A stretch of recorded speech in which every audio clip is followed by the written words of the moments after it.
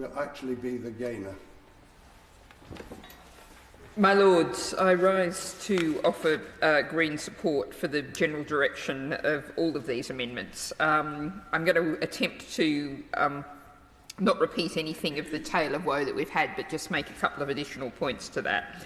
And also to put in some good news, because I think we feel like we need some good news at this point. I think I perhaps should also have declared in the last group that I am a Vice President of the Local Government Association, so I've now put that on the record for today. But looking at the good news, I think it's worth looking at how we are on a very limited and small scale seeing great work done around the country of bringing empty houses back into becoming homes. If you look at Preston, there's a scheme called Make Homes from Houses, which has already refurbished 30 empty homes which have been collectively empty for a net 112 years between them, and they've got 20 more. Process is underway.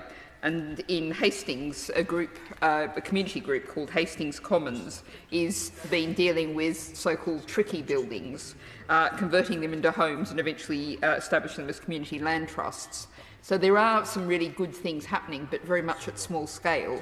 And I think we have to understand that where we are now is not any kind of inevitability, but a result of decisions and policies which this group of amendments collectively is looking to find ways to change.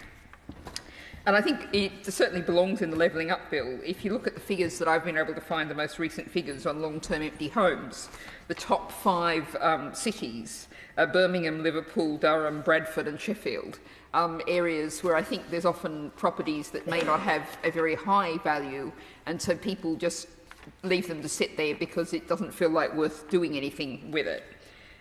By contrast, I think, and I'd be interested if anyone has any thoughts on what to do what I would have to describe as obscenity of buy to leave that we find in some of the wealthiest areas of the country, where people buy what could be a home for somebody and just hang on to it as an asset that they assume is going to appreciate, never live in it, never do anything with it.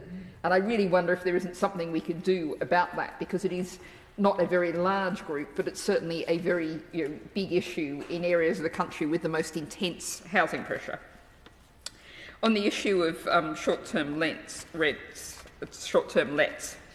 I think it's worth noting the figures that I found that for some areas, renting a home for 10 weeks under Airbnb can pay as much as a full-term year-long rent to a normal local tenant.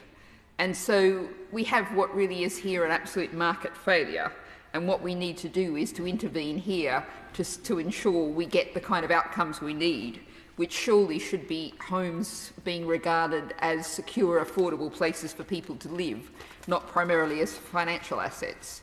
And that, of course, is something that, to get to that ideal scenario, is going to require a lot more change than we've got in this group of amendments, but at least here we're heading in the right direction.